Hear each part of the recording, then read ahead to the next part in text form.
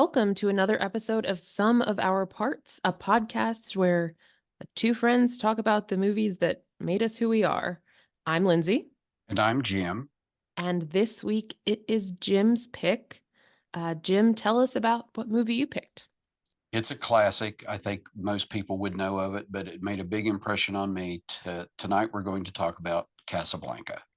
Excellent. So, this is one obviously I've heard of because I'm a human in the world, but I had not seen it before watching it for this. Obviously, I've been wanting to see it, but once we talked about doing this podcast, I was like, I'm going to save it until it's time for us to talk about it. So, I have watched it for the first time earlier today.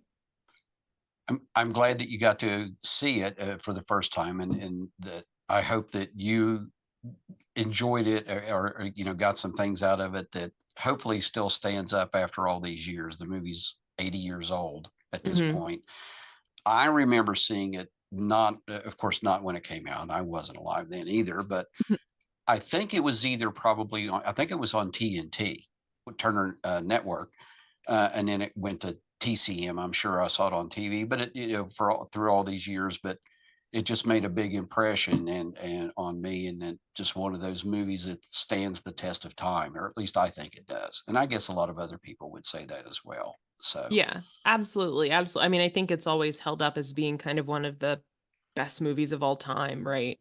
It was one of the first ones that was made part of the National Film Registry by the Library of Congress for being so kind of culturally relevant, and I definitely feel like it holds up totally. I mean, obviously, it takes place during World War II, so, like, all of that isn't, happening currently, but I think the central story being kind of this love story does feel very kind of like, I don't know, like a simple, clear kind of story that does sort of stand the test of time, I think. It's a timeless story, I at the agree. center of it. And even today, in this day and age, and I was thinking about it as I was thinking about the movie and going through it. It's a story about refugees trying to escape war, or a place of war. And have things changed very much in 80 years? There are Yeah. still people trying to escape a war torn countries, both in the Ukraine and in Israel and Gaza. Mhm. And if you could probably just as easily set the story in today's day and age if you just change the locations and changed some of the nationalities of the characters. But it's still the background of the story is, how do we get out of this place where Mhm. everything's controlled, and everything's restricted, and so on. And so, Yeah. as a backdrop, like you said, too, basically a love story, a love Mhm. triangle almost. Yeah. Yeah, Although, absolutely. And I think one of the things bringing up refugees, what I was reading about it is that I think one of the reasons why it resonated with people so much is because actually a lot of the cast is made up of European refugees, and obviously this is filmed, in 1941. So a lot of people had fled Europe. Like there's the guy who plays the Nazi major that Conrad Veidt. yeah, he's a German actor who with a Jewish wife who fled, and there's the French woman, like Yvonne is the character, like that woman is a French actress who fled, and like several of them are like Hungarian and from various other kind of European countries that had to leave due to World War II or kind of earlier things. So the fact that all of these refugee characters are being played by actual people who were refugees kind of makes that emotional message hit home. Like I read when I was reading that the scene where they sing sort of the dueling national anthems. Um like One of my the favorite scenes in the movie, yeah, the actually. Germans are singing and then everybody else sings La Marseillaise. Like the emotion was very real there for the people doing it because obviously like at the time they're filming it like right like France is occupied by Exactly. Nazis Yeah. in real life. But I thought that was really interesting just, like, reading about all the actors and, like, where they all came from was nice and just, I think, maybe filled that story out a little more because there's a lot of, like, these smaller side characters that I think were great, and I think probably some of that experience added to that. right? Because they're sort of, lots of these like small characters, like that woman Yvonne. You don't see her very much, but when you see her like singing the French national anthem, Exactly. it's a moment. And so I think that that experience helped those actors make those smaller parts impactful. And when they cut to like in that scene, when they cut to some of the people, like the also the entertainer, the lady that plays the guitar and sings, Hmm. and she's singing along, and Yvonne and some of the others, you see the emotion. You're right, Hmm. and the passion in their faces. So, yeah, it brings that out, and like you said, brings another dimension to the whole movie. It's not just a bunch of extras that they hired off a Hollywood lot. These were Yeah. people that had seen the horrors of war and had seen the tragedies and so on in their and probably in some of their home countries, and then they had to leave or suffer the consequences, and so subsequently they ended up in America, and here they are making a movie about probably their experiences. Hmm. Yeah. But I think the movie also there to me it has a lot of it has everything. Parts of it are funny in the opening scenes when the not the where they track down the pickpocket and stuff, but the guy that plays the pickpocket when he talks to the older couple, and he says, "Oh, you must be very careful here in Casablanca. There are thieves everywhere," and he turns out he's stolen their wallet, and Hmm. it's and the old fella, oh, I must have forgotten my wallet at the hotel, and just throughout the whole movie, just little bits and pieces. I think Humphrey Bogart does a good job of being a little self-deprecating, and in some of the parts, but and also the bartender, the whose nickname was Cuddles, and then now I can't remember the actor's Hmm. name, but Yes, but Carl is the Carl. character. Yeah, He was funny. I really liked him. He yeah, seemed so sweet, and I love the part when Humphrey Bogart like rigged the roulette for that yes. Bulgarian couple, and they're like, "Is this an honest test?" And he goes, "Honest, honest as the day is long." Or when the guy says, he says, "Do you know who I happen to be? I'm the second largest bank. I own the second largest bank or whatever in Amsterdam." He goes, the fellow that owned the largest bank, he's now a pastry chef. So, and the couple that want to go to America, and they said, "We're only going to speak American English from now on." And they go, "What watch?" Six watch. Oh, such watch. And he goes, "Oh, you'll get along beautifully." Yes. Yes. So, I also thought that Renault, the like chief inspector, he oh, is, I Claude mean, he's Rains. obviously like awful and like a sort of corrupt and like a Nazi collaborator and like whatever, trading sexual favors for visas, but he had some really funny lines. Like even at the end when they're holding him up at gunpoint and like the stuff he says then, they're like, sit down, and he's like, I'm not gonna sit down, and then he has a gun on him and he's like, under the circumstances, I will. We'll And see. then when Humphrey Bogart, he's like, I have this gun pointed at your heart, and he says, that is my least vulnerable spot.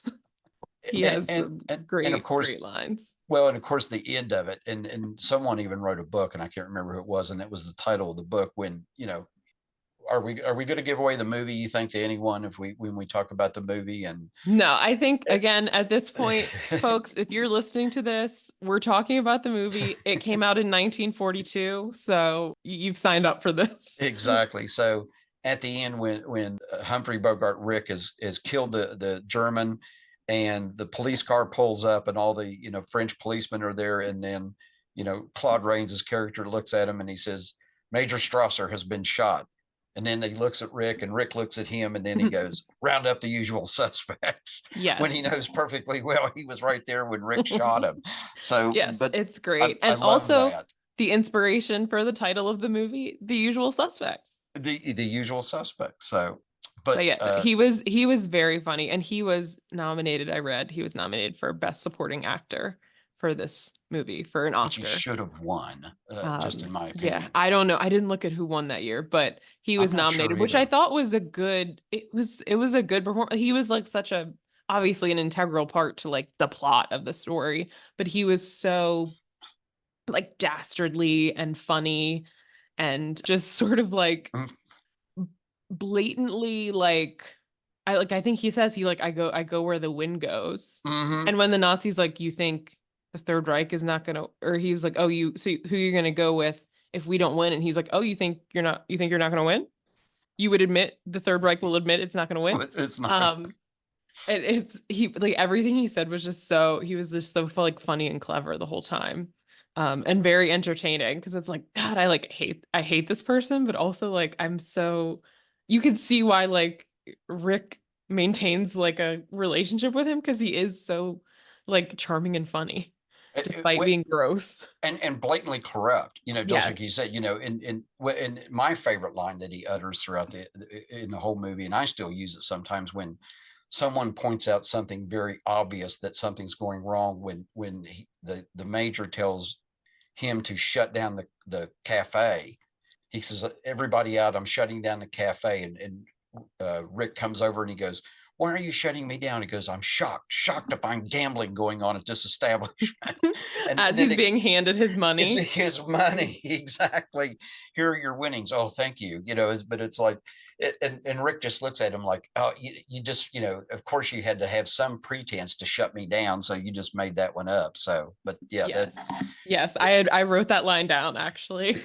so Um, yeah, Claude Rains to me is, even though he was nominated and should have been, he's one of the main reasons that I really enjoyed the movie as much as I did. I like Humphrey Bogart. Don't get me wrong. I was always a big fan, but Claude Rains was just, to me, was just, he was the bright spot in all this, and mhm. then where he Yeah. brought a lot of the humor. So Agreed. Yeah. And I think because I think this movie could be, I mean, it's like there's a sort of tragic love story happening. There's obviously like World War II is happening, like Vichy France, like the Nazis are there in the bar. Like, so it could be very dark, but him and some of the like the other people that work at the bar, like we talked about, like Carl and Sasha and so like these people, Lombardi, the other mhm. guy, like they do keep it a little lighter. Which again, I think we talked about this in Steel Magnolias. I'm sure that like if you're living through World War II, what are you gonna do? Like you're not gonna like make a joke every so often? Well, exactly. You're either laugh or you cry, or some of both. So, Yeah. and during the movie, we see Rick flashes back, or they flash back to when he first met Ilsa when they Mm-hmm. were in Paris, when the Nazis invaded Paris, Mm-hmm. and Mm-hmm. they, how hopeless things looked then, and trying to Yeah. leave there, and Mm-hmm. that whole storyline, and that going on, and before everything was fine and everything was gay, and people were living their lives as usual, and then all of a sudden, the Nazis are on the front doorstep, and they're a day away, they're 2 days away or whatever, and then the next thing you know, they're in the city. So Mm-hmm.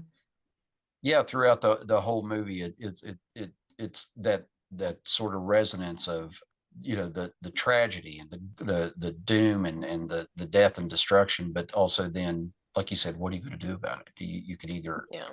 roll over, or you can, fight it. And speaking of that, that's where we get introduced to Ilsa's husband, Mm-hmm. Victor Yes. Laszlo, who evidently enjoys a wide reputation throughout the world as this, freedom fighter, and Mm-hmm. person who stands up against the Nazis, because even Rick has heard of him, and everyone else, and I think even Renault is a little, he admires him to some degree, Yeah. so Yeah. he may I be mean, on. he escaped from a concentration camp and stuff. Mhm, That's yeah, and pretty wild stuff. has been, I guess, given up for dead a couple of times at this point. Mm-hmm. People thought he'd been killed, and evidently he, Including his wife. exactly, yeah. So, and then you can see, how he affects other people, or his effect on other people when they realize who he is, and so on. Yeah. Yeah. It was wild to me that like he just walked into a bar and the Nazis are like at the next table and he's like, "Hello, yes, my name is Victor Laszlo." And they were just like, "Oh, look, over there's Victor Laszlo." Like So, the all of the World War II media I have taken in would lead me to believe that they would just have killed him. Well, I know, just shoot him, but I guess at that point in Casablanca, he was still protected, I Yeah, I guess. guess because it was still like technically like free French Free Fran territory. It right. is like rules of engagement are so like weird to me because obviously like Nazis went very much beyond any sort of like Mhm. humanity in terms of actions, but the idea that they would be like, well, he's at the next table. Yeah. Uh, please come to the police station tomorrow. I will see Tomorrow, you then. And I was just like, what? Like they're and just, and I think and maybe because I was like, I just watched a show about like the French, it was dealt partially with the French resistance, like in Paris. And so like mhm. those people were just like being killed.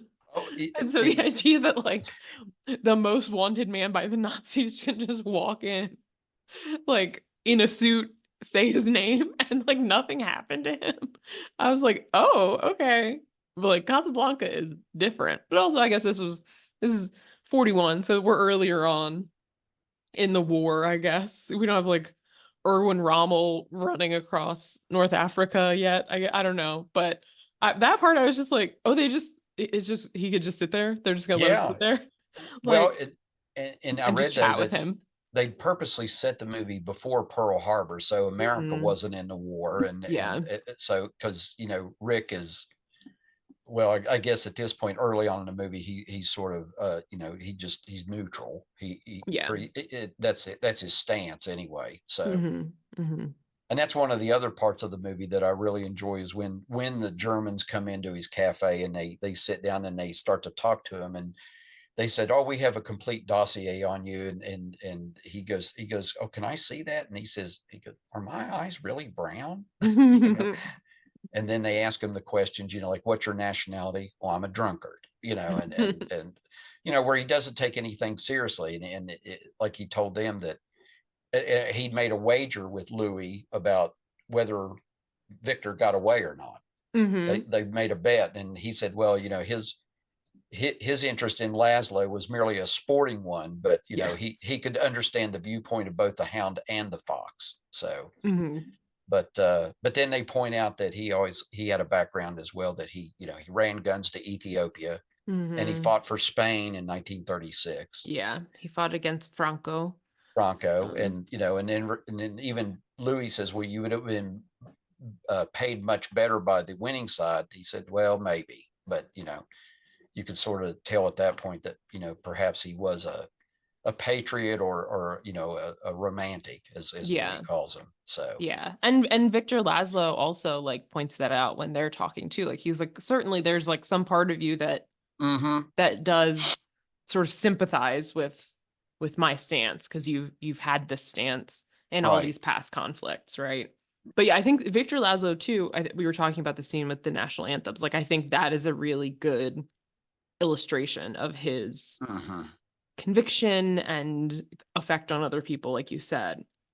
Like when he just goes up to the band and is like, "Play play the La Marseillaise, Marseille, play the and Marseillaise, like now, do it." And he just starts like the man who is he's not French, he's Czechoslovakian, like right, just starts singing it and gets all these other people to be like, "Vive la France, vive la démocratie!" Like, you can see that he's like, a figure that does inspire some, quite a following.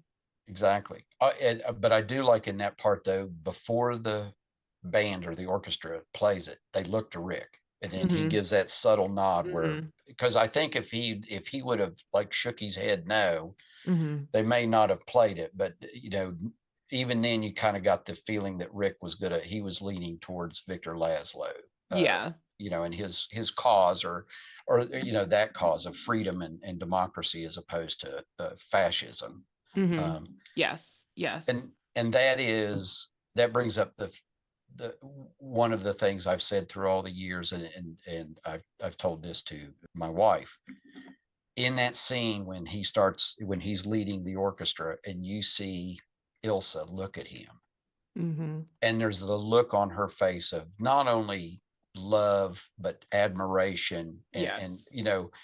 and when I first saw that, I saw this movie long before I ever married, and I thought that's how a woman is supposed to look at the man that she loves. Hmm. With Hmm. that look in her, like she is so proud of him, and she is so not enamored, but just so that, she is so in love with him and she feels such pride in what he does and what he stands for, and Yeah.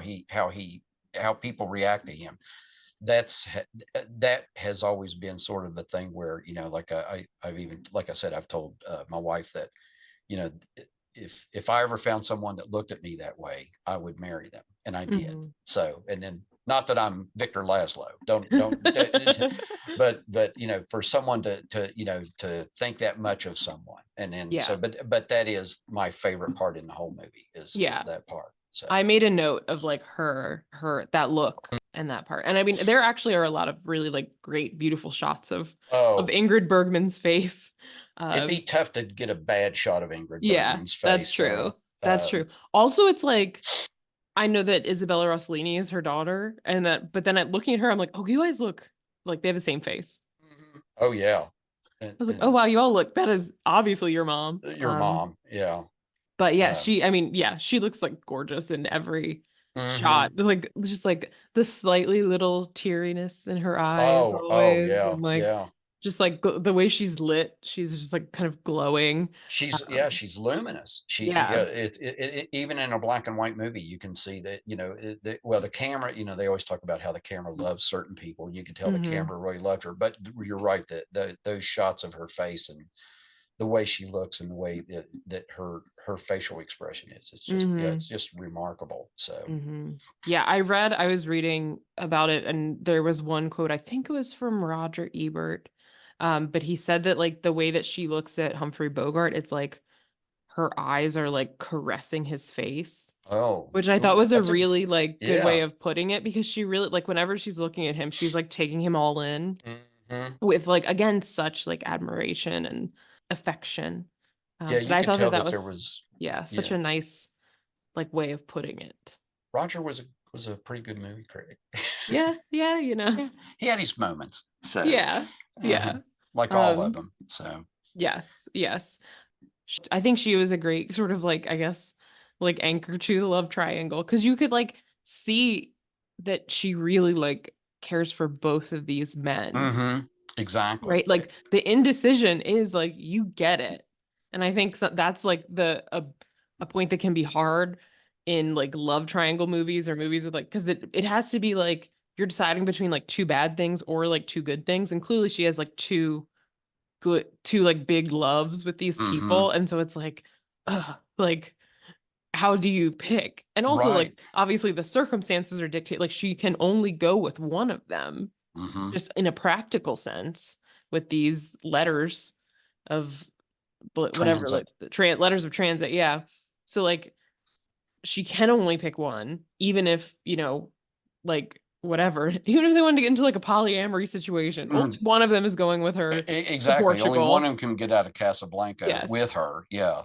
Yes. So it was, and I think that she really conveyed that, like the anguish over that decision. Because at first it's like, Rick is being incredibly cold to her. So she's like, okay, well, we're done. Hmm. But then, she kind of keeps coming back to him and he keeps coming back to her. And he's sort of softened once she explains the situation, and then it's like, oh god, like now he's being like nice again.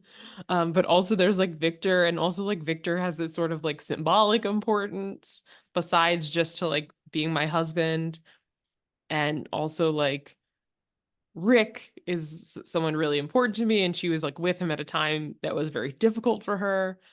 So it does, they really do like sell the indecision, like the difficulty of like her being in between these two like loves of her life. I had read somewhere a while back that she really didn't know up until the filming of the end of the movie who she was going to go with. They kept her. They sort of kept that part of the script from everybody, that no one actually Mhm. knew. I think they said the only person that really knew was Humphrey Bogart's character. Mhm. It was Rick, but other than that, Victor and Ingrid, or Victor and Ilsa did not know. They did not know who was going to go away with her to leave Casablanca, and so they wait because they wanted her reaction to be genuine. That, Mhm. oh, Mhm. but I thought, we were leaving, because all along he'd been, Humphrey Bogart was always selling the idea that they were going to go away together and leave Victor there to the Nazis. Yeah. So Yeah. Or that they would send Victor away, let Victor get out, and then the two of them would stay in would stay in Casablanca. Casablanca, right? Exactly. So, but it was always going to be those two together, her Hmm. and Humphrey Bogart's character, but not her and Victor. And then, of course, then he makes the great Hmm. speech about it doesn't amount to a hill of beans. And I like you might not regret it. You'll regret it, maybe not today and maybe not tomorrow, but soon and for the rest of your life. Mm-hmm.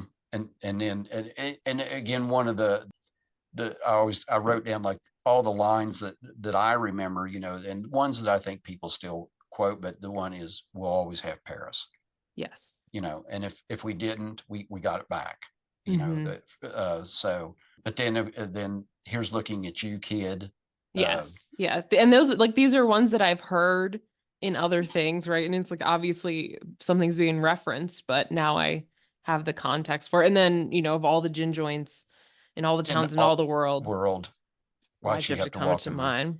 There's a Fall Out Boy song. Do you know the band Fall Out Boy?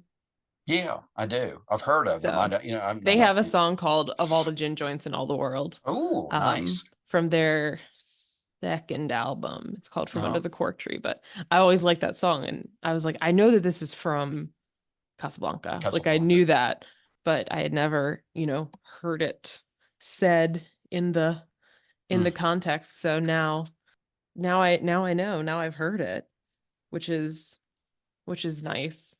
And obviously, like, in context, it's that I think I liked that part because for the first, several scenes, Rick is very just like neutral in terms of war stuff, but very just like kind of cold and closed off, even with everybody. Like, just like you get a little quip, a little sarcastic remark, whatever, and Hmm. not really showing much of anything in terms of like emotion or like vulnerability or whatever. And like that part when everybody leaves and he starts drinking, Yeah. then it's really like, oh, there's like really something here. Cause you've got little hints of it with like when they start playing as time goes by and like he sees Ilsa and like all this stuff. And then gets on Sam, Yes. and of course, and then turns around and, yeah, like you said, sees Ilsa and then realizes, Hmm. well, and Yeah. And Sam was so sweet too when Ilsa first came and she's like, play oh, this song. He's like, I can't. I'm not going to mm-hmm, tell you about Rick. You all mm-hmm. need to leave each other alone. Like, He's got this girl. He's over at the Blue Parrot. yeah, yeah, don't worry about him. Like, Yeah, I can't he's I can't play this song. No.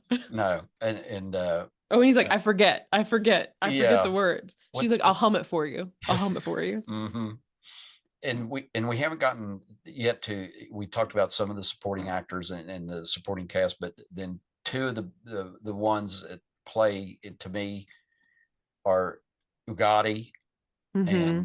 and Sidney Greenstreet, the owner of the Blue Parrot, the rival Oh cafe. yes. So, Ferrari. The Ferrari, and big then the big guy with the fez on. Fez, who were with Humphrey Bogart in the Maltese Falcon. Mm. Both Peter Lorre and Sidney Greenstreet played prominent characters in that movie as well. So Hmm. later on, but Peter Lorre, the who the little kind of sneaky looking guy, Yes. um, Mr. and Reed, can you hold these letters for me? hmm and then when he realizes, he tells Rick, he goes, well, he has the letters of transit, and they see that the story is that the two couriers were murdered. Hmm. And he says, I hope you'll be a little more impressed with me now. And he goes, I am impressed with you, but you can tell it's not in a good way. That Yeah. the fact that he killed the two couriers to get Hmm. the letters of transit, and then and evidently, I guess he was going to sell them to Victor Laszlo. I guess that's Yeah. who his client was going to be. That's what I always took from it, because Hmm. he was waiting for him to show up at Rick's Cafe. Yeah. When they get there, they start asking Mm-hmm. um For Ferrari, or I mean for for Ugadi, Ugave. Yeah. And and I will say Peter Lorre is someone that like I've never seen in Maltese Falcon, but I immediately was like, that's the guy from Looney Tunes. Because I had seen, and for people who are my age or older and you've seen Looney yeah, Tunes, there's always like the the like sort of bar scene, bar kind of similar to Rick's, I guess, with a guy who's got like sort of big eyes with the droopy eyelids and like big lips and like big teeth. And Uh-huh. that's him. That's like the Peter Lorre like caricature cartoon. Because I was like, this his voice and like he has those sort of like sleepy eyes kind of. I was like, Exactly. that guy is familiar. That's the guy from Looney Tunes. And then I looked him up and I was correct. I was like, Very hey. good. Yeah, no, Looney Tunes is a good if you like watch enough Looney Tunes, I do think you pick up a lot of like old film references for I sure. think, yeah, That's I like think, what I feel like fills up a lot of their stories, right? Like there's always even like opera, right? Like when Bugs is doing the oh my like God. the Viking opera I lady love that. Yeah. that one. Um Or the Barber of Seville, yes, Figaro. That's great. playing piano. Yeah, I so sorry for the No, detour no, there, no, but no, that is no. what when I saw Peter Lorre, I was like this like the like Mr. the like the voice like that Mm. and the way he looked, I was like he reminds me of that guy from Looney Tunes and then I was so happy to see that I was correct That that you he were is the right on guy the from money Looney Tunes. Yes, and I was like, well, Looney Tunes did a great job. of Look at depicting this. Peter Lorre. So, Yes, yes. Like that's a perfect caricature because it was like recognizable enough that it was clearly him. mhm. So anyway, sorry. Oh no, Uh no, you're fine. No, so but I was just going to say, so and like you said in the beginning of our conversation or discussion, there's so many good supporting actors, and then mhm, there's two of the ones, and even Sidney Greenstreet's character, he sort of steers Victor to Rick because he's now looking for the letters of transit, and he said, well, if anybody has it, or if anybody knows who has them, it's Rick, mhm, not knowing that that Peter Lorre actually gave him to him, or asked him to hide him for him. So, but and then so when he talks about it, and he says, well, you'll have to ask your wife. That's mhm, so, and then all that play by play with Sidney Greenstreet, because he's dying to get his hands on them, mhm. because I'm sure that those commanded a premium in money, whoever needed those to get out. So For sure. And obviously Victor was going to pay a lot because he's like, I'll give you 200,000 francs. whatever Like, that was yeah, I mean, I in that don't, time of money, I don't know. So but it sounded like a lot. you're the globetrotter, so I figured you'd know like how much 200,000 francs would be in 1941 movie I money. don't, that is, I have Sounds only like a been to, pretty good chunk of I've only change. been to France since they've adopted the euro. So I've, Oh, oh, the value of the franc is beyond me, especially during World War II. I have to imagine things were pretty volatile market wise. more than Um, which when speaking of which, when Rick is out there, he's hung over, and Ilsa comes up to him while they're in the market, and the guy's trying to sell her some linens or some, and he's like, oh, these are only 8,000 francs, and she goes, oh, hi Rick, and then oh, a special friend of Rick's, he goes, oh, for you it's only 800 francs or whatever, and yes. then oh, a very special friend of Rick's, you're 200 francs. It just 200 keeps francs, going yeah, way exactly, lower, yeah. significantly Let me get some lower. napkins. No, no, no, that's fine. I don't want anything. So, but just, and I've heard that in the markets and stuff, like over in some of those areas, that it's all about the deal, the Hmm. bickering and the negotiating. So you never pay whatever the mark price is. So, but I thought that was clever play on words too as well. And then Hmm. how Rick's influence, even to the guy that's selling, tablecloths, that, Yeah. oh, Rick, okay, here, I'll give you a special discount. Yeah, So for sure. And I appreciate like their Rick and Ilsa's interplay when they, get back together. Cause like you were saying, when Victor's trying to buy the letters off of him, even at a high price, and Rick's like, no, ask your wife, which I was like, wow, you were gonna let this man die because you're mad at his wife. And that's why I was happy when Ilsa came and she said, you are weak and a coward because one woman hurt you and you're mhm. going to take out your revenge on the whole world. And I was like, wow, just like a man. No offense, Jim. None taken. But I was like, this is such a man thing to do. One woman hurt you and you're mad at everybody Right. That's right, forever. baby. Let it all burn. Exactly. Exactly. But I was like, thank you, Ilsa. I was like, I appreciate a little agency Hmm. from the lady here. She was like, and then she pulled out a gun. Exactly. I was like, So oh, she's for real. She's like, you better give me the letters.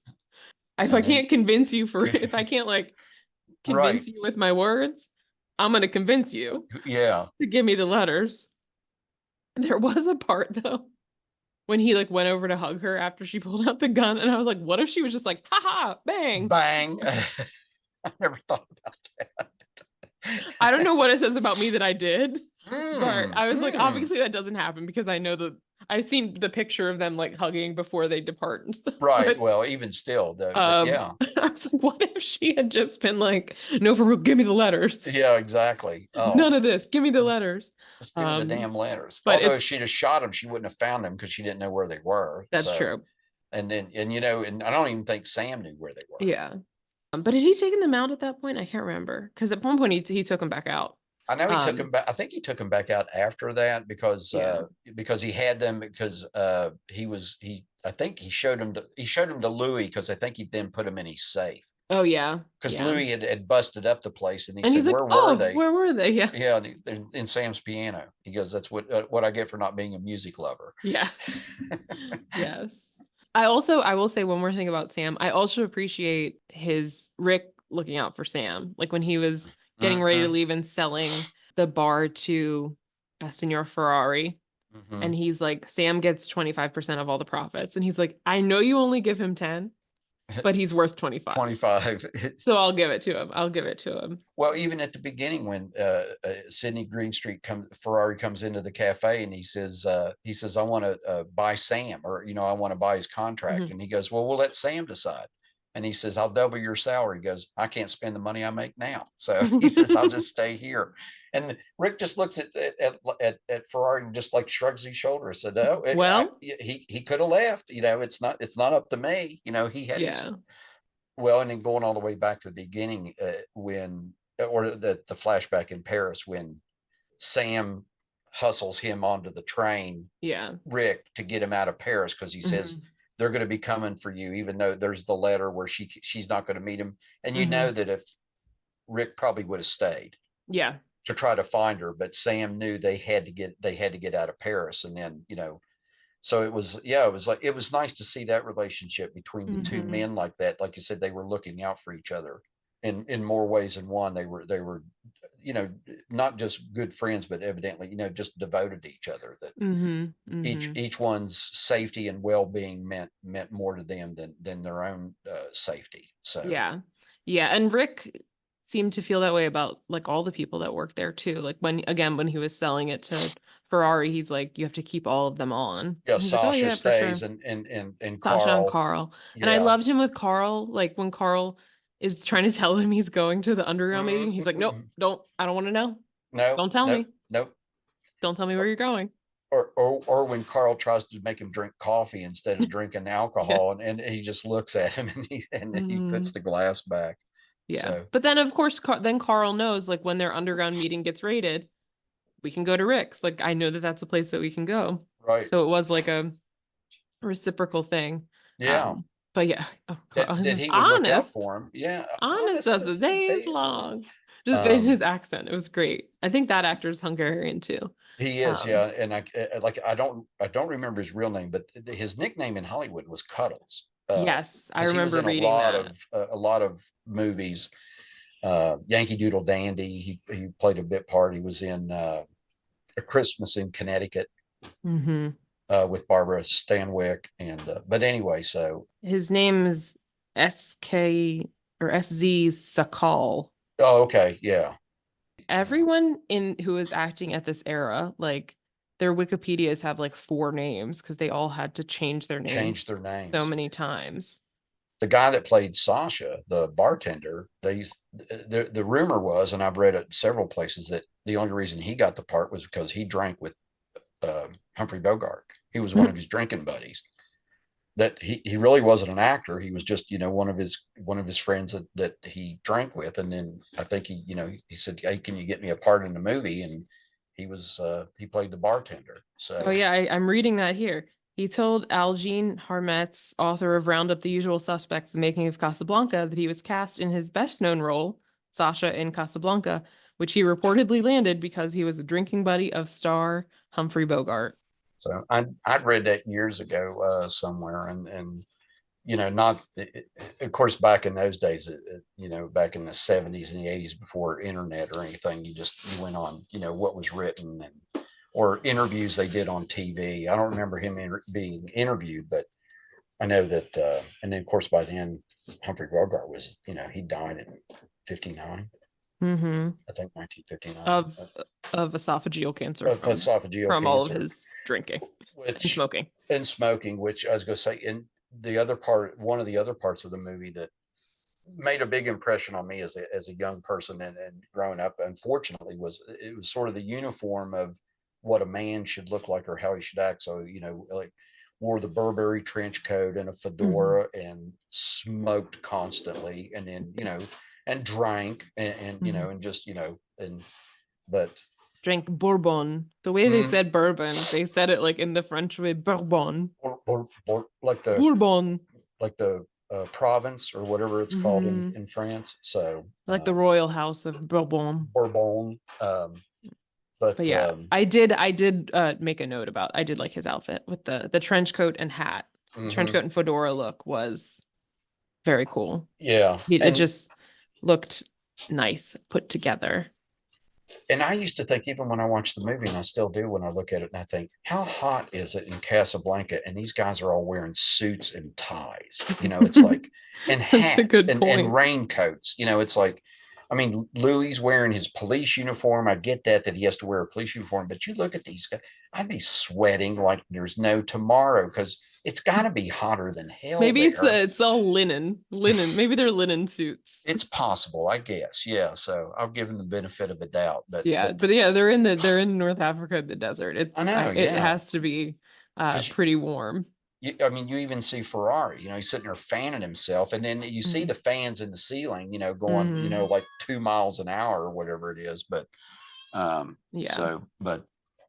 so yeah, so that was part of it. Is the what a guy should look like, or a man and stuff, and then how he should act, and then throughout the whole movie, like you said, there's always this tone of Rick being on the, I guess, on the surface as the neutral character, the impartial character, the I don't care character, but then little things like you said, when the Carl comes back from the meeting, and then he brings Carl up and he says, you need to take Miss Lund home. Mm-hmm. Remember, he says you need to take her out the back door so Victor, Mm-hmm. can't know. And of course Carl says, oh sure, I'll do Mm-hmm. that. So because you're Rick, and then Yeah.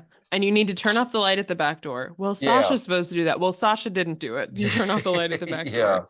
So yeah, I need you to come up here to the office, and then while he's bandaging up Victor, who put his hand through a window, I guess, or something. So Mm-hmm. Mm-hmm. And it is funny to me too that like everyone who sees him around Ilsa is like, so you're obviously in love with Ilsa, right? right, And he's yeah. like, what are you talking about? And everybody's like, yeah, like I looked at your face and I saw you looking at her. Like Mhm. you were obviously like Louis says that. Victor's like, so you're in love with my wife. Like Yeah, everybody, I think everybody even like sees it. Ferrari said like the everybody can Eh, tell that he's like yeah, in love with her just by the way that he looks. Obviously, Sam knows like the whole backstory, but everybody else is just like 2 minutes of seeing them around each other, like, oh, so you guys are in yeah, love. yeah. You guys were an item. You were a thing, or Oh, what happened here?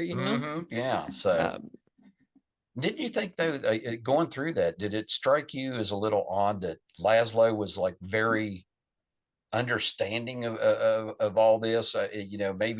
Maybe that was like part of his noble character, like, yeah. oh, I get it because my wife thought I was dead, and so it was Mm-hmm. okay, and but I don't know. Regardless, I would Yeah. say, hey, wait a Well, minute. because he asked her too. He was like, anything happened in Paris while you thought Yeah. I was dead? And she was like, no, No, no. And he's no. like, okay, okay. Yeah, yeah, So I just feel like he was I mean I do think that he has like a probably a bigger view of everything that's happening because he like has been constantly running from the Nazis. He's sort of involved in this like global movement to like defeat them. So I do think that his perspective is perhaps a bit more zoomed out, yeah. whereas Rick is like sitting in his like bitterness about he spent as soon as he sees Ilsa, like I mean that's like why he was the way he was, Oh right? Like you yeah. can tell he's much like in the flashback to when they're in Paris, he's much lighter, Oh but yeah. and Very he's much so. very like Yeah. cynical and like whatever. Like someone says something about I want to die in Casablanca, and he's like, oh, I think it would be a great place to die. I think Mm-hmm. Ilsa says that like we're gonna die in Casablanca, and he's like, I think it's gonna be a great place to die here, whatever. Yeah. And he's very sort of nihilist, whereas like Victor seems to be like does like I think it is like the noble thing, like you said, and he also has like like people are dying. Yeah. And He's like there's a there's bigger stuff going right on. there, and Rick sort of He gets there. sums that up at the end of it, Yeah. where he said, he goes, the problems of three people don't amount to a hill of beans. Yeah, so I wondered about that. I thought, boy, Victor is a really understanding guy, to think Yeah. that, because you sort of got the idea that he knew that, that they were a Hmm. thing in Paris, Yeah. but maybe, It like did he, seem like he was kind of like, you know what?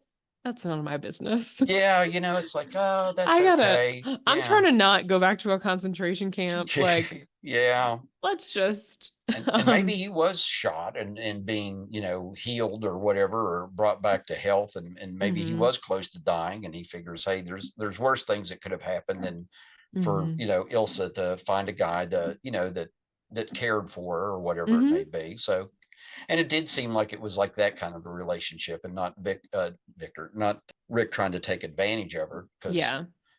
they seem to share, all a lot of time together, and not just hmm Rick trying to be the cruel American, or whatever you want to call it back then, Yeah. the ugly American. Yeah. And it's not like he didn't know anything No, that about like her uh, husband or whatever. I mean, he knew it or that she was even until, married. yeah, until she said that one little tidbit. And then she was like, we're not supposed to ask any questions. Yeah, yeah. So they were trying to have just like a light sort of Hmm. romance. Yeah, So, just sort of um, a fling, I guess, at that point. yeah. But you knew it was a lot deeper than that, especially Yes.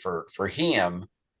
And you hmm didn't know, at least I didn't know, watching the movie even several times, not until you get later on in the movie, you really don't know. You don't know why she left, why she didn't hmm show up or whatever. And then when you do find out, you think, oh, well, she did have a good reason, Yeah. and to find Yeah. out, that, and she did have to leave. So, Yeah. I mean, I figured that was the case, I will say.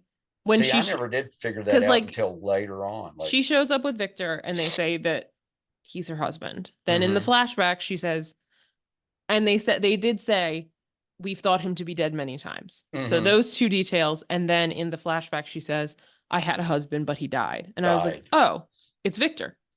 She's talking See, about Victor. yeah, see, which I didn't pick up on for a long time, but so, Yeah. Well, I have the benefit of like taking in a lot of media that has well, probably ripped this off. So maybe I just picked it up that way. But that's why I was like, I bet she's talking about Victor. And see, there then you it turned out go. that she was, I was just putting things together, piecing together clues. But I still think, it was still impactful when she told Rick to, and that he finally heard her out because she was obviously trying to tell him earlier, but he Right. was like in no place. And she was like, and then later she was like, why would I tell you anything? Like you're being Yeah. so mean. Why I would I tell what you anything?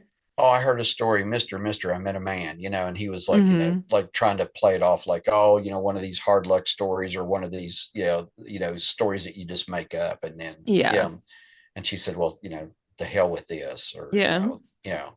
She's like, if well, you're not F going you to then. I'm not listen. going to tell you the story. Yeah, exactly. Mm. Yeah. So, yeah. Again, standing up for, representing 80 Mm-hmm. years ago, Mm-hmm. and so there you go. Yeah. Yeah. So No, how did you, oh, I'm sorry, go ahead. I was just going to say, I appreciated her for that. Yeah.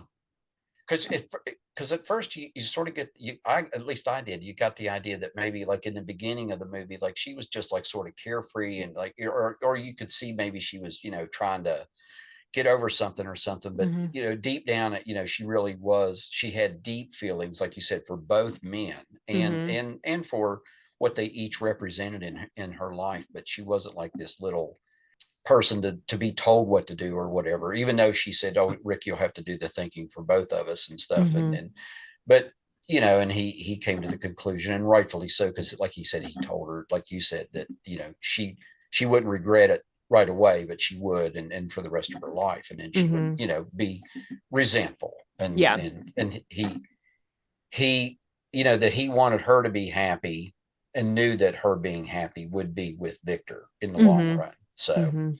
Mhm. so, and Yeah. then, and then at the end, is all the things, going on and everything. And then finally, when, although I thought Louis was very clever towards the end of it, when he told him to call the airport Mhm. and arrange for the plane, and then instead he calls the German major, Yes. and sort of, and because you, even at that point, you kind of think, was he going to give Rick up? And you think, yeah, Mhm. he is. Yeah. Because he called Strasser to make sure that he knew about what was going on.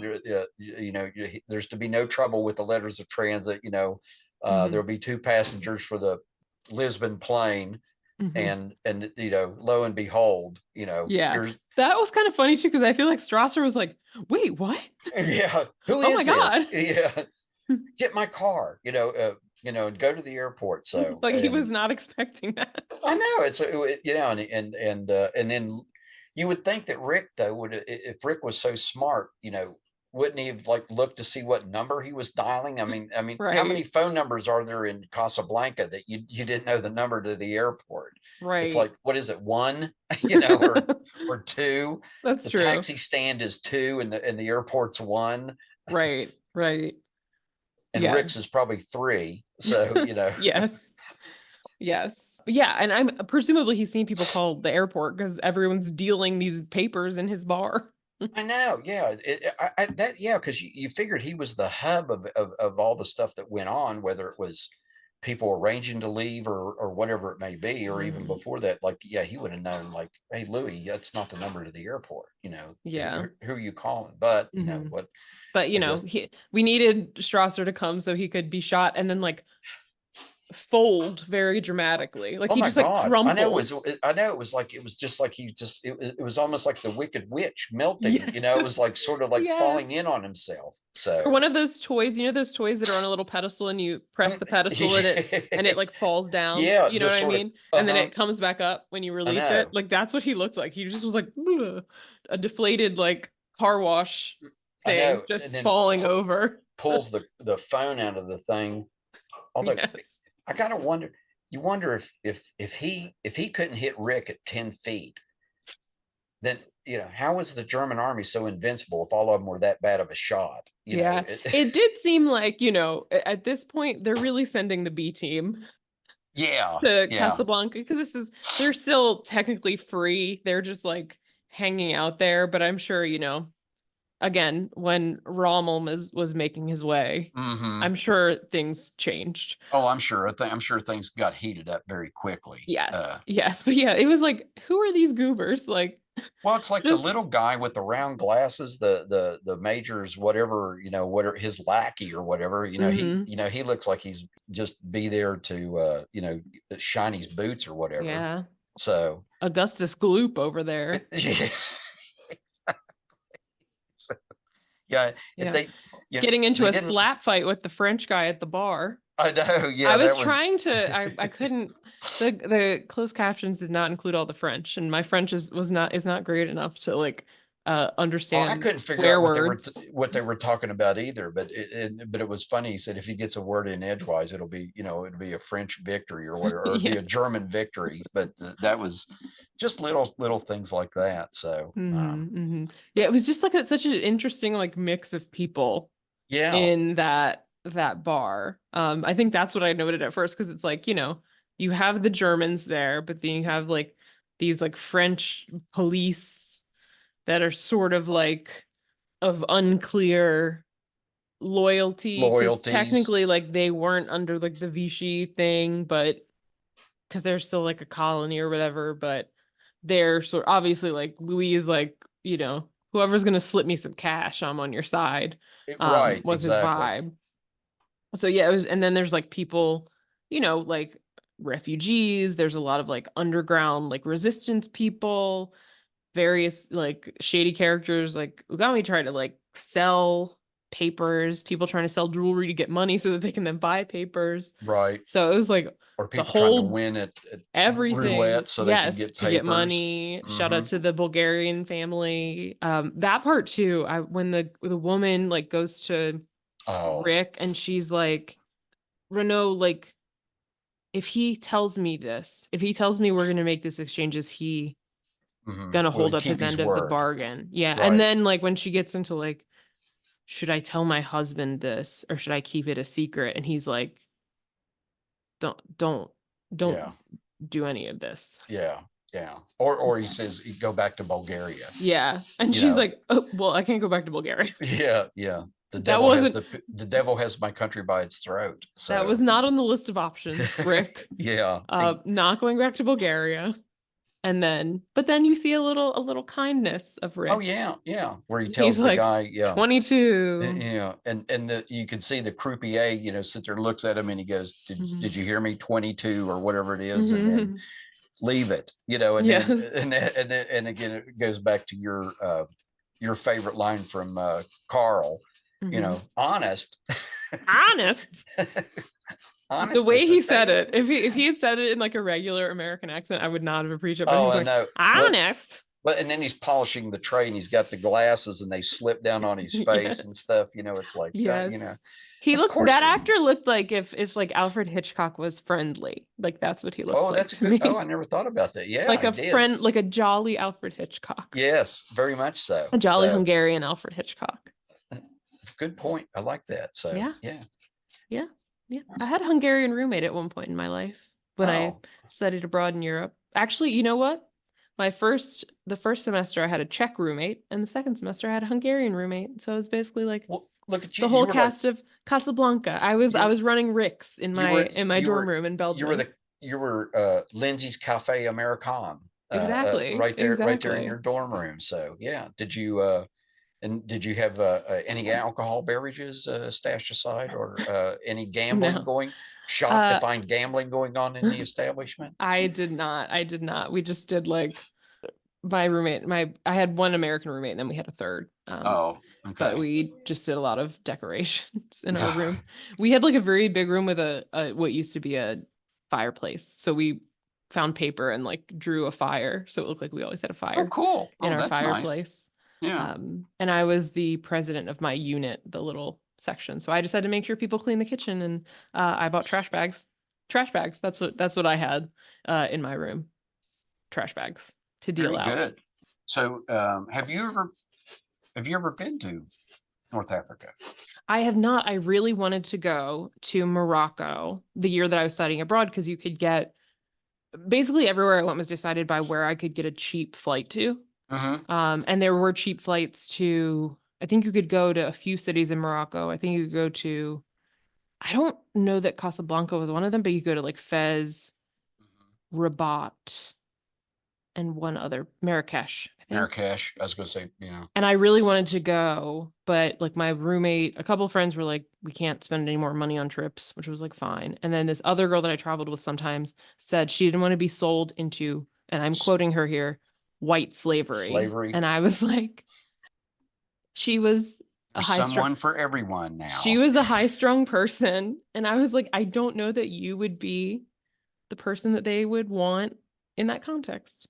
But alas, I didn't want to go by myself, so I did not go. Well, I couldn't find anyone to go with me. So it oh, is still on my, like, I would still love to go. I've always wanted Um, to go to Casablanca just to it see, looks great. I just, would yeah, love to go like anywhere in Morocco. It yeah, seems like so cool. I would love to go, like the market and mm-hmm, stuff, like yeah, ride on a camel, whatever. The whatever, food is yeah. good. We had Moroccan food Did you? In Belgium. Yeah, you can get a That's lot of interesting. good food of various ethnicities in Europe since they have colonized the whole world. There's always people from those countries. But Gotcha. yeah, we because I was the unit president, we got to part of the perk of that was I got to go to it, got taken to dinner each month. The unit Oh, presidents had a dinner that the people in charge of us took us on. So we went to lots of different restaurants, but one of the first ones was Moroccan food. I had like couscous and a tagine. It was oh, okay. delicious. So Oh, okay. I know that the food in Morocco would be good, and I would like to eat that also. My French is okay, so Mm-hmm. I could talk to the people that speak French. And I could get by. you wouldn't need letters of transit. No, exactly. I have a passport.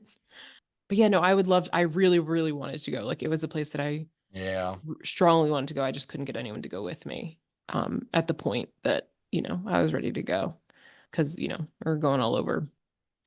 So the your overall impression of the movie, then you felt it's still relevant, or Yeah. it still holds, the message still comes through, you think it's not too Mhm. corny? Because even back then they said it was of course they thought, critics thought it was too corny.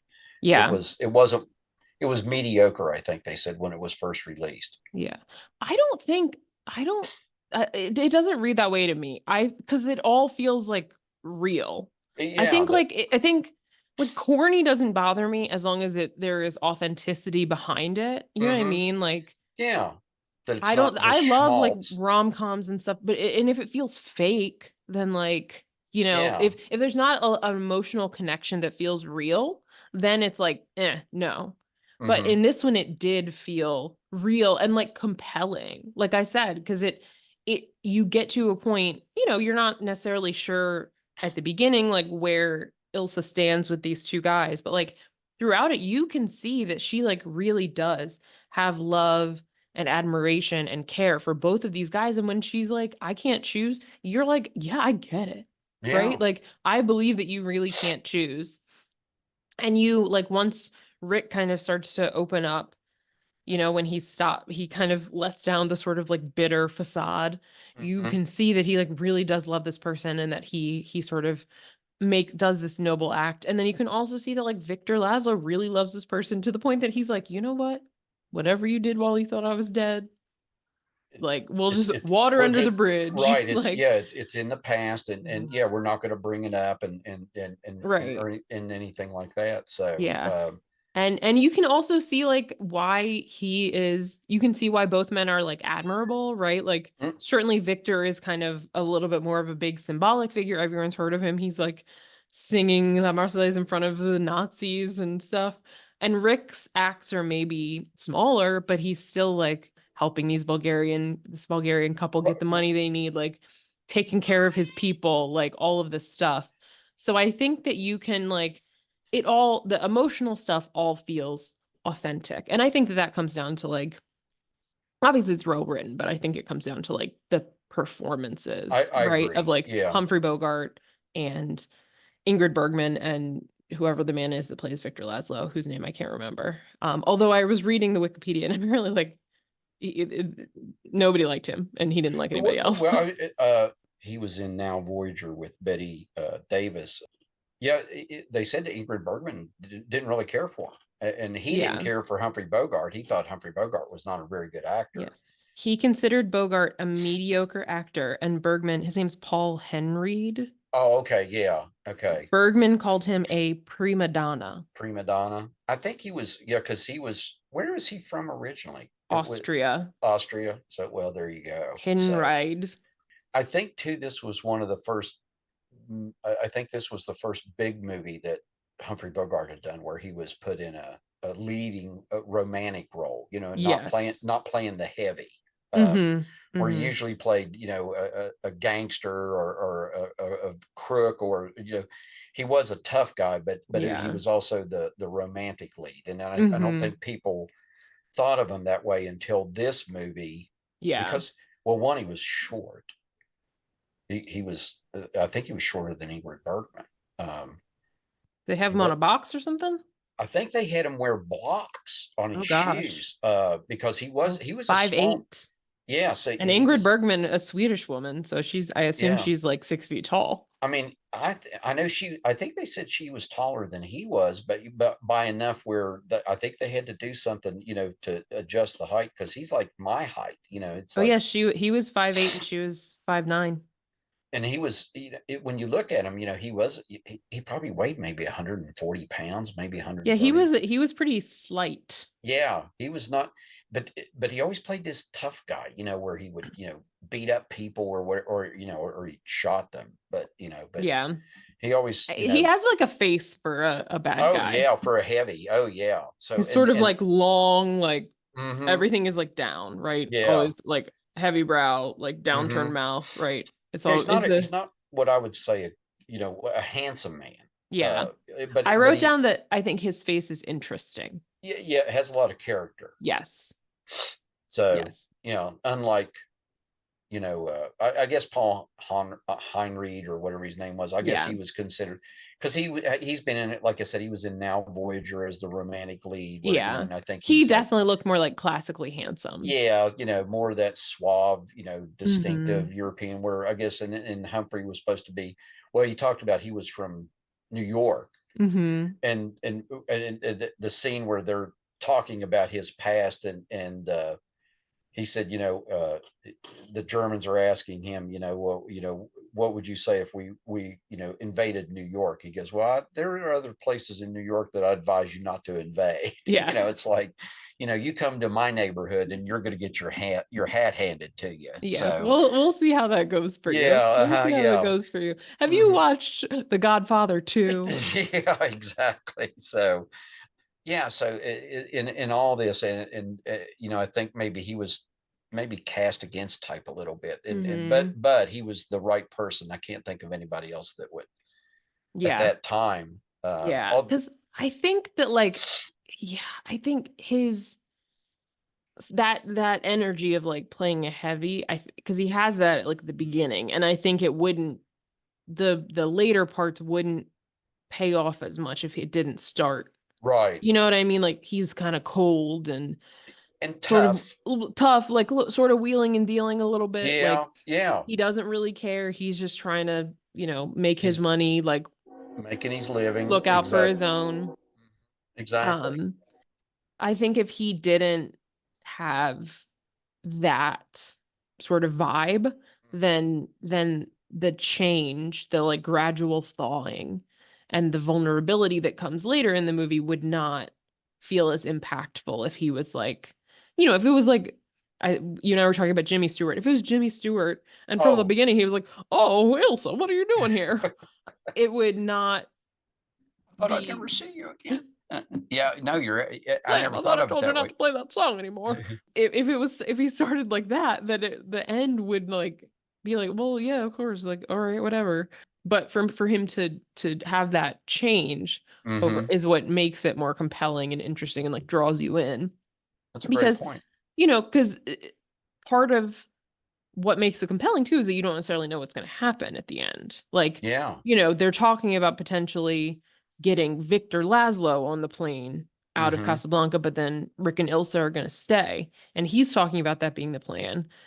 So you think, and she thinks that's the plan, and you don't really know, right? And he told Louis, like, the plan is, me and Ilsa are going to leave and we're going to set him up for having the papers and you Right, arrest and him. and you're gonna get him for shooting Strasser, Yes, or and then murder. at the end, like that doesn't happen. So, but it's like, oh my god! So that makes it so much more impactful that Rick is doing this like selfless, noble thing based on the fact that he truly loves Ilsa and is like doing this sort of like, if you love someone, like set them free kind of thing. Right, exactly. Um. So yeah, So the yeah, her I think if happiness means more to him than, exactly. and that is her happiness Yeah, and is. I think if it was somebody who gave that sort of like romantic lead, that sort of like I don't know, sweet kind of Hmm. vibe from the Yeah, beginning, like that wouldn't too much hit as of a hard. nice guy. Yeah. Yeah. Yeah, I Yeah. think that wouldn't hit as hard if he started that way. I think he needs to like make that evolution to make that impactful at the end. And then even at the very end, like, and they, when he and Louis, decide that, oh, okay, so this is what we've done. We rounded up the usual suspects. We're Mhm. Louis not going to put him in jail, and then Yeah. but then they're walking away, and then he talks about, oh, there's a free French garrison, over at Mhm. so and so, and then 10,000 francs will, pay our trip, and he goes, Oh oh, that's yeah. what you owe me, or Mhm. whatever, and he goes, I could use a trip, and then at the end, they say that Bogart dubbed that line that wasn't spoken at the actual filming of the movie. Louis, I think this is the beginning of a A beautiful beautiful friendship. friendship. Yeah, that was added on later, and they dubbed it in before the movie was released. So, but another iconic line yeah, oh that gosh, sticks yeah, with us yeah, that I very think much also so. I have heard in Looney Tunes. Oh, I'm sure you have. So, But yeah, that I think we've heard in a lot. That's another one of those lines that gets repeated in oh, all the time. So, all sorts of things. But yeah, I think that yeah, I think, someone who didn't have that type would have not succeeded, I think, wouldn't in have this pulled the role the way yeah. that Humphrey Bogart did. Because also at the end, he's still a little like he does a noble thing, but he's still just like, oh yeah, someone else can get arrested for this. That's fine. Oh yeah, Because we'll if you just were set that somebody. noble, you Yeah. would be like, oh no, someone else cannot take the Uh, blame for my crime oh while I yeah. run away to the No, Congo. I did it. Because you can see like when he looks, when the police pull up, and because he's looking at Louis like, okay, is Louis gonna give me up? And Louis like, nah. Mhm. Even though he set him up with Strasser. Okay, so Yes. I guess like Louis said, he blows with the wind. If Strasser had shot Rick, he would have said, "Oh, great job, Major. We Yeah. would, we got that conniving bastard, the American, you know." Hmm. But since it ended up the other way, then it's like, okay, Rick, so you killed the German who I really didn't like anyway. So Yeah. now let's run off and join the Free French garrison, and we'll fight against the Germans. So Perfect. yeah, so and then take our ill-gotten gains and pay our way over to Strasser, or whatever the name of the place was that had the French garrison. So, Yes. Yes. Just to summarize too, I looked up the as I have been doing. I was, mm-hmm. the director. So the director is Michael Curtiz. He won Best Director for this movie. It also won the Oscar for Best Picture, Best Adapted Screenplay, and it was nominated for a few other awards. For Humphrey Bogart was nominated for Best Actor. He didn't win. Claude Rains, who played Louis Renault, was nominated for Best Supporting Actor. It was Who also did nominated. now? Did Claude Rains win? No, neither of No, them won. And then it was nominated for Best Cinematography, Editing, and Score also. But those didn't win either. But the director, Michael Curtiz, also directed Yankee Doodle Dandy, which you talked about. He directed Mildred Pierce, which Joan Crawford fans will oh, know, mm-hmm. and Four Daughters. That's a good movie. Four Daughters. Have you ever seen that? I have not. I have not. That's a good movie. I was trying to remember who plays the father in that, but I think John Garfield is in that. Who is one of my favorite actors. So Nice. we might have a John Garfield movie come up in my list later on, just Sounds to, good. just to let you know. So, He is, yes. Claude Rains is also in it. oh, Claude Rains plays the father, I Oh, think. cool.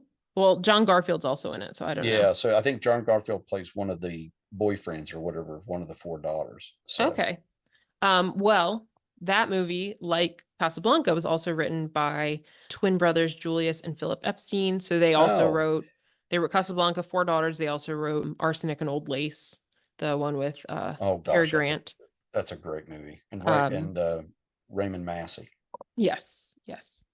As I think we talked about, so Julius and Philip Epstein started writing this, then they went to work on another movie, and in the interim, Howard Koch stepped in to write, Mhm. and then the Epstein brothers came back. Howard Koch also, I think his probably biggest other credit was that he wrote on the War of the Worlds radio play that Orson Welles did. Oh, I did not know that. Oh, that's Yes. interesting. Huh. Wikipedia, learn all sorts of things. He also wrote some other things like Shining Victory and Letter from an Unknown Woman. And then he was blacklisted in 1951 because of his leftist political views. Of course. He By wrote a movie about Russia and they thought it was too nice. It portrayed Joseph Stalin too favorably.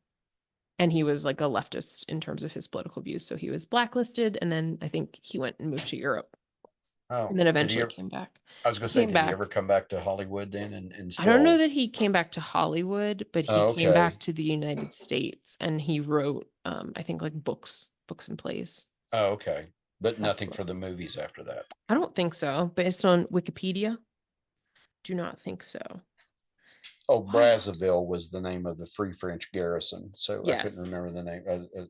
Yeah. So like you said, summing it up and all the things that combine to make, I still think this is a must see movie. And I know people Hmm. say, oh yeah, of course, it's like like it's in the top whatever movies of all times. But even if you don't like, it's not a war movie, but it is a war movie. But it's not Hmm. to me, it's still just a simple, it's a romance, it's a love Yeah. story, and it's just set against the background, which at the time, like you said, made it feel very real. At the time World War II was going on, it was filmed Hmm. during World War II. Yeah. Yeah. For a So minute, I was like, oh my God, how did they make this? And then I was like, oh, they filmed it all in LA on LA, sound stages it, at Warner Brothers Studios. But I was like, I was very bought in. I was like, oh my God, well, how I are they know doing this? because you look at some of the sets and stuff, and you sit there and you Hmm. think, that's, some of it like out in the market and stuff, but then you figure, Hmm. okay, they could have, figured Yeah. it, other So, than the airport, which uh, was, I think they said Van it's Van Nuys, Nuys Airport. yeah, Yeah. Van Nuys Airport, where But they shot that scene. So, shout out to the production designers of this movie because I I was know. like, we are in Morocco. I was like, how are they shooting in Morocco during World War II? Well, They and weren't. exactly. But I Different think, desert. wasn't it either right after this or something that the leaders of the big three met in Morocco? Stalin, Churchill, and Roosevelt did a summit or something. Probably. I'm trying to remember. There was something about that. Yeah, they had a Casablanca conference in January 1943. Casablanca they had a conference in Casablanca in 1943. It was So, just, I think, which was FDR when and this movie. Churchill. Oh, okay. It was just the Western Allies. Okay. So, yeah, because maybe, yeah, in 1943, I guess Russia was just probably starting to come around to Yeah. join the Allies as instead of being independent. Yeah. So, but anyway, so I remember reading something about where that was part of the draw of the movie too. It was that they found out, yeah, that I thought it was the three, but it was Churchill and Roosevelt had gone to Yeah. Casablanca. I think I read something too about like they released it at I think like when we're joining the war to make it like, Yeah. So, I think it's like when things were happening in like North Africa, probably, like you said. yeah. Well, yeah, Um, probably because by this time, when the movie was actually released in 42, 43, that's when Rommel was starting to, yeah. So really, kick everybody's we're butt. yeah. So the Allies are coming around in Hmm. North Africa too. So yeah, I think I read something like that, that the release was timed around, some military action that made it, I think, feel a little bit uh More more patriotic, or yeah. so the time of buying war bonds and Yes, yes. As they said, as Rick says at the end, as Louis says, Rick, you've become a patriot. And he said, it seemed like a good time to start. exactly, as he opens a bottle of Vichy water Yes. and then throws it in a trash can. So symbolism everywhere. So, Yes. well, Yes. I'm glad you enjoyed the movie, and I appreciate you looking or watching it and giving me your take on it. And I thought at the very beginning I said that you would probably pick up on things that even I, after seeing the movie all these times, which you did, you picked up on a couple things about Rick's, you know his arc of his character and so on and so forth. I never really thought of it that way, but when you brought it out, it made me realize, yeah, he did sort of go from one way to another, where I just saw it as, all, because I'd seen other Humphrey Bogart movies and stuff, but Hmm. and then sort of that just sort of all blended together. Oh, it's Humphrey Bogart playing, kind of Humphrey Bogart, but no, Hmm. I can see that. So, and then Yeah. I definitely think if you haven't watched Casablanca, it is a classic for a reason. And I think that you should watch it. I think the story, obviously the setting, like we said, is of a specific time and place, but I think the story is timeless. The love story, as Jim mentioned, like the refugee story, I think that all of those things are timeless. I mean, even I was reading that like the movie Out Cold, which people of my age may recognize, it came out in 2001. It's about snowboarding and like it has Jeremy London and Zach Galifianakis. That it is like they sort of took the story of this movie and put it into like rich skiers trying to take over a snowboarding resort, which just shows you that this is clearly a story that can take place at any time and setting and still have like the love triangle and stuff. Displaced people, whether they are refugees from World War II or snowboarders at a particular mountain.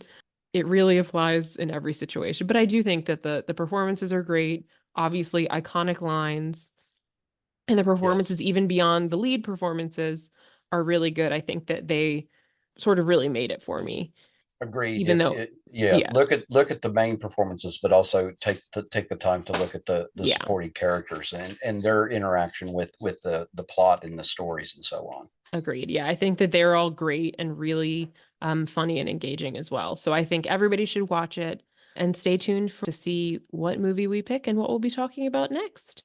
But until then, please follow us on whatever podcast platform you use and follow our Instagram at Some of Our Parts Pod. I'll put the link in the description. Bye bye. Bye bye. Take care.